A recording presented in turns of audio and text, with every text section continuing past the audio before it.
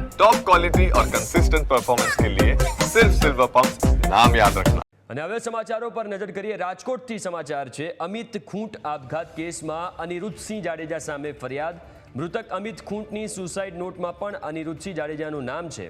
અનિરુદ્ધસિંહ અને તેના પુત્ર રાજદીપસિંહે ત્રાસ આપ્યાનો સુસાઇડ નોટમાં ઉલ્લેખ છે। સુસાઇડ નોટમાં અન્ય 2 યુવતીઓના પણ નામ છે। મૃતકે સુસાઇડ નોટમાં લખ્યું કે હું અનિરુદ્ધસિંહના ત્રાસથી ગળે ફાંસો ખાઈને મરી રહ્યો છું। મૃતકે સુસાઇડ નોટમાં લખ્યું કે મને હની ટ્રેપમાં ફસાવવામાં આવ્યો છે। અનિરુદ્ધસિંહ, રાજદીપસિંહ સહિત 4 વ્યક્તિ સામે પોલીસે ફરિયાદ દાખલ કરી છે। અમિત ખૂંટના મૃતદેહને પીએમ માટે લઈ જવાતા મોટી સંખ્યામાં પાટીદાર અગ્રણીઓ પણ પોસ્ટમોર્ટમ રૂમ ખાતે ઉપસ્થિત રહ્યા હતા। બીજી તરફ રીબડાના સ્થાનિક અગ્રણી ગોવિંદ સકપરિયાએ દાવો કર્યો છે કે અમિત ખૂંટને ફસાવવામાં આવ્યો છે। ચૂંટણી વખતે અમિત ખૂંટ જયરાજસિંહ જાડેજાના સમર્થનમાં હતો। ગોવિંદ સકપરિયાએ દાવો કર્યો છે। અનિરુદ્ધસિંહ જાડેજા અને જવાબદારોની ધરપકડ થાય તેવી માંગ કરવામાં આવી। જ્યાં સુધી ધરપકડ ન થાય ત્યાં સુધી મૃતદેહ ન સ્વીકારવાની વાત કરવામાં આવી છે। પૂર્વ ધારાસભ્ય જયરાજસિંહ જાડેજાએ પણ મૃતકના પરિવારને સાંત્વના પાઠવી। નોંધનીય છે કે અમિત ખૂંટે દુષ્કર્મની ફરિયાદ બાદ પોતાની વાડીમાં ફાંસો ખાધો છે। સાવરકુંડલાની સગીરાએ યુવક અમિત ખૂંટ પર દુષ્કર્મનો આરોપ લગાવ્યો હતો। અમિત ગોંડલ ચોકડી નજીક સગીરા સાથે દુષ્કર્મ કર્યું હોવાનો આક્ષેપ કરાયો હતો। વધુ વિગતો સાથે રાજકોટથી ઋષિ આપણી જોડે લાઈવ જોડાયા છે। ઋષિ, આખો ઘટનાક્રમ શું છે? કારણ કે અનિરુદ્ધસિંહ જાડેજા ઉપર આ આરોપો લાગ્યા છે, તેમના અને તેમના દીકરા ઉપર, અને સુસાઇડ નોટમાં પણ ઉલ્લેખ કરવામાં આવ્યો છે। શું વિગતો છે?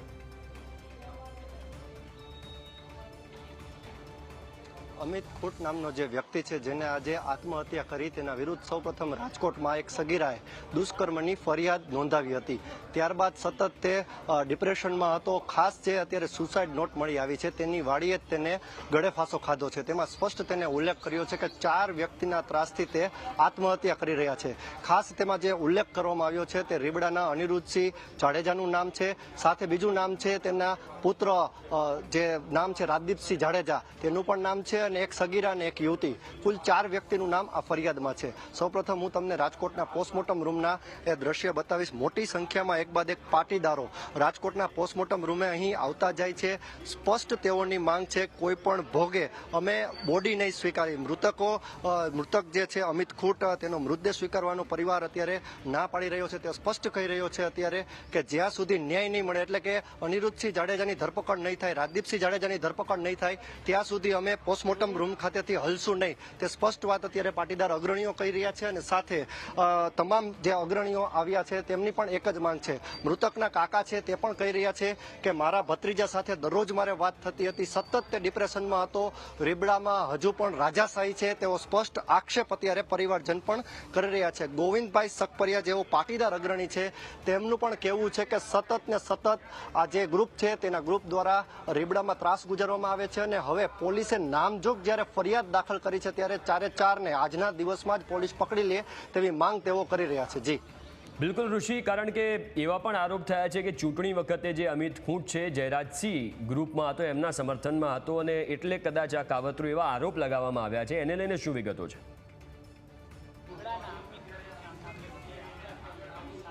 ખાસ જે ચૂંટણી સમયની વાત કરવામાં આવે તો અમિત ખૂંટ નામનો જે વ્યક્તિ છે તેને જે જયરાજસિંહે જે રીબડામાં સભા કરી હતી, તેનું સભાનું સંચાલન બધું તેમને જ કર્યું હતું। અને સાથે સતત તેઓ જયરાજસિંહના સમર્થક હતા। એટલે કે આજે બપોરથી ત્યારે તેનો મૃતદેહ મળ્યો ત્યારે જયરાજસિંહ તેમની વાડીએ ગયા હતા। અને સાથે અત્યારે પોસ્ટમોર્ટમ રૂમ ખાતે તેમના પુત્ર જ્યોતિરાદિત્યસિંહ જાડેજા પણ અત્યારે છે, તેઓ પણ સતત પરિવારને સાંત્વના પાઠવી રહ્યા છે।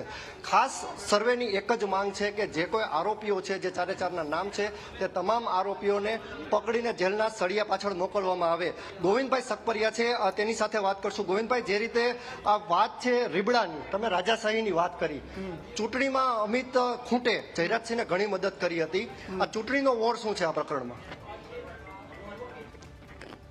ચૂંટણી કરતા એને જે સ્વાર્થ છે ને એ વધારે નડે છે। ચૂંટણીમાં તો મતદાન એક દી એ લોકો કાયમ માટે પોતે કરી લેતા, આજકાલ ગામ લોકોએ પોતે કર્યું છે મતદાન, એટલે એ ઝેર તો હતું જ।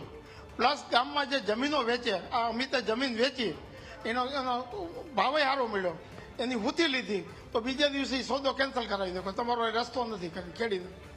એટલે આ આત્મહત્યા પાછળ જે સુથી લીધી હતી અને સોદો કેન્સલ કર્યો એ પણ જવાબદાર છે? એ પણ જવાબદાર છે, એટલે એને આ ઊભું કર્યું, આ છોકરી બોલાવીને। આ છોકરીના ઘણા ખોટા ધંધા છે, તો એનો બાપને બધા ભેગા થાય ને ખબર પડશે આનો ધંધો જે છે। કેટલા રૂપિયાનો એ સોદો થયો હતો જે કેન્સલ કરવામાં આવ્યો છે? ઈ 3 કરોડ 11 લાખ 3 કરોડ 11 લાખમાં 3 કરોડ 11 લાખ ખાસા યુવતીઓને જે ઊભી કરવામાં આવી, એટલે કે તમે જે રીતે કહો છો કે આખું હની ટ્રેપ ગોઠવવામાં આવ્યું. અનિરુદ્ધસિંહ અને ખાસે તેના દીકરા રાજદીપસિંહનો સ્વાર્થ શું છે આ ઘટનામાં? આને અંદર પુરાવાનું અને જમીન પડાવી લેવાનું, ગામની જમીન પડાવી લેવાનું આનો સ્વાર્થ છે. હાલ અત્યારે મોટી સંખ્યામાં પાટીદારો જ્યારે પોસ્ટમોર્ટમ રૂમ ખાતે એકત્રિત થયા છે, શું માંગ છે તમારી?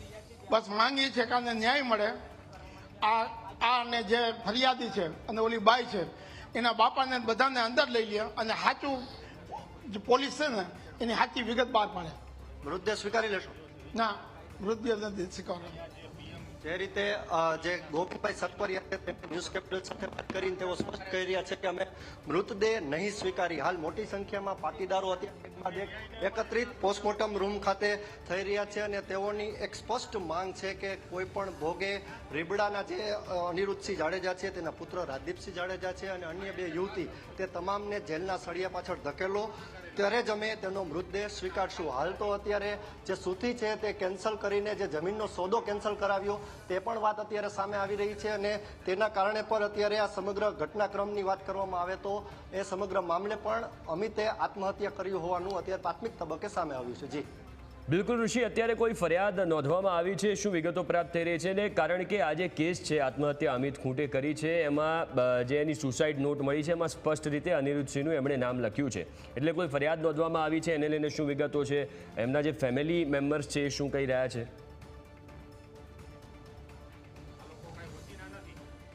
હાલ તેમના ઉપર ફરિયાદ દાખલ થઈ ચૂકી છે, એટલે કે જે હું 4 નામ બોલું છું, અનિરુદ્ધસિંહ જાડેજા તેના નામજોગ એફઆઈઆર દાખલ થઈ છે, તેના પુત્ર રાજદીપસિંહ જાડેજા તેના નામ ઉપર નામજોગ ફરિયાદ દાખલ થઈ છે અને સાથે અન્ય 2 યુવતીઓ છે. આપણી સાથે કાકા છે, કાકા લાઈવમાં જોડાયા છે, ભત્રીજો છે. એક દુઃખદ ઘટના બની છે.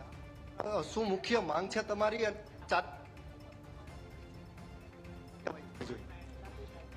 એને અમારે તો એક જ ન્યાય જોઈ છે કે એની તાત્કાલિક ધરપકડ થવી જોઈએ, બરોબર છે. નકર અમે અહીંથી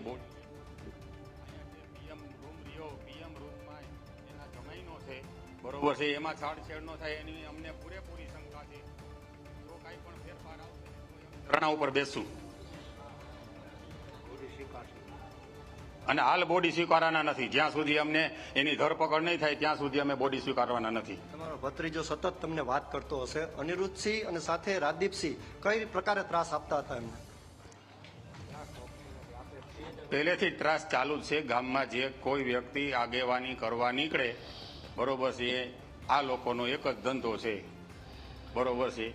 એનું આખું પેલા 10 દિવસ 15 દિવસ એની રેકી થાય છે, બરોબર છે. આ બધું અમે જોયેલું છે. અમારા ગામની અંદર ખાણ ખનીજવાળા શીખે બધા આવી ગયેલા છે, છતાંય કોઈએ કાંઈ કરેલું નથી.